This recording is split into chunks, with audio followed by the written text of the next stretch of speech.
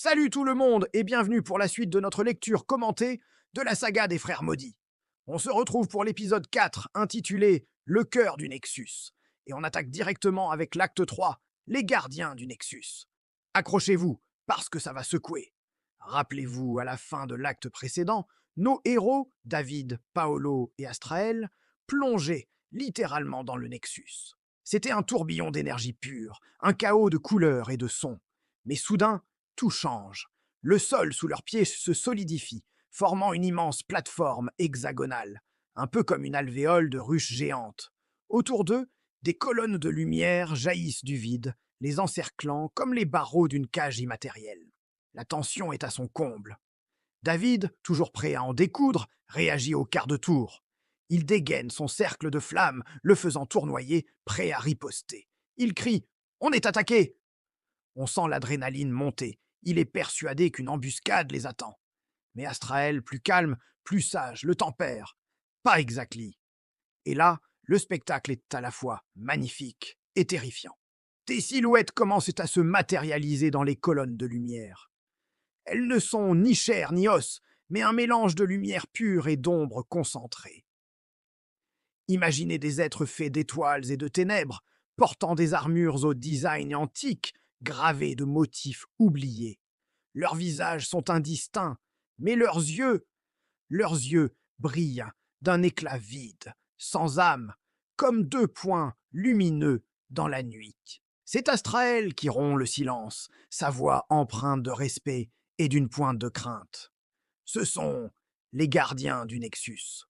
Il explique qu'il s'agit d'esprits ancestraux, des entités créées il y a des éons dans un seul but: protéger le cœur du Nexus, le centre névralgique de toute magie.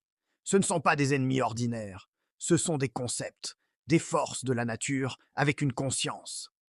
L'un des gardiens s'avance, ou plutôt Ije glisse vers eux sans un bruit. Quand il parle, sa voix est incroyable. Ce n'est pas une voix unique, mais des milliers d'échos qui se superposent, résonnant directement dans l'esprit des frères. C'est une voix qui semble venir de partout et de nulle part à la fois. Et ses premiers mots sont glaçants.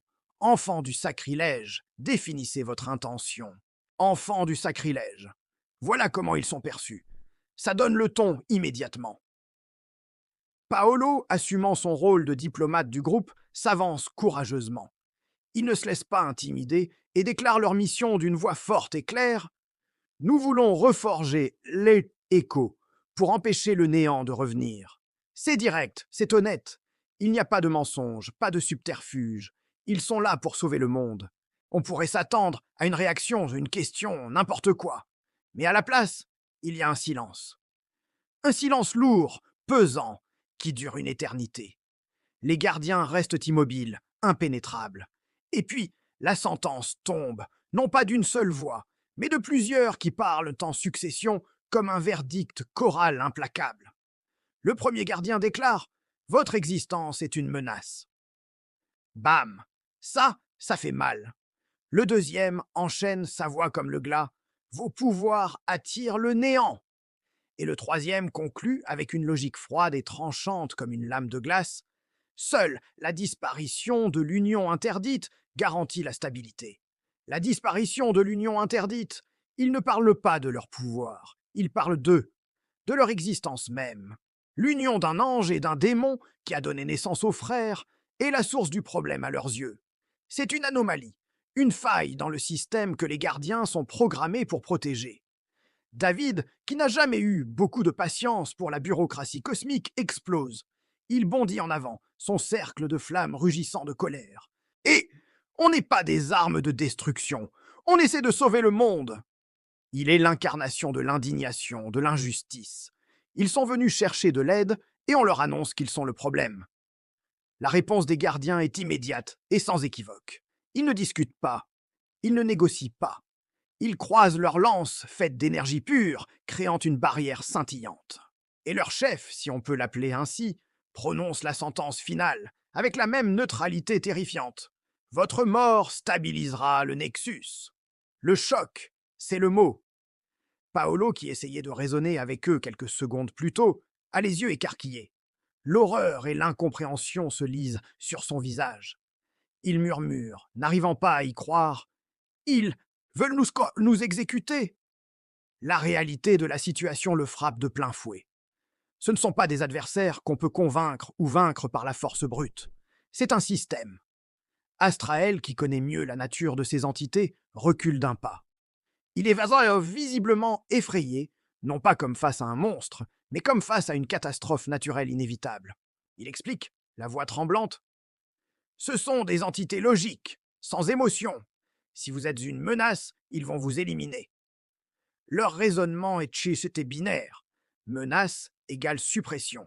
Il n'y a pas de place pour la morale, la pitié ou les circonstances atténuantes.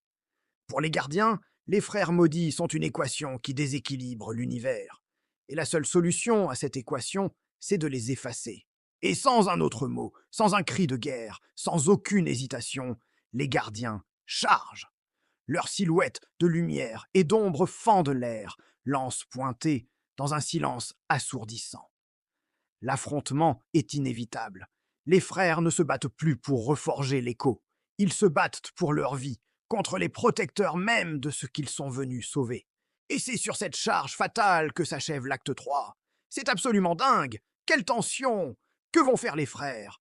Peuvent-ils seulement survivre face à des êtres aussi puissants et déterminés? On découvrira ça dans la suite. Merci d'avoir suivi cette lecture avec moi. C'était intense. Dites-moi en commentaire ce que vous pensez de ce retournement de situation. N'oubliez pas de liker la vidéo si ça vous a plu et de vous abonner pour ne pas manquer la suite de l'aventure des frères maudits. On se retrouve très vite. Prenez soin de vous. Ciao!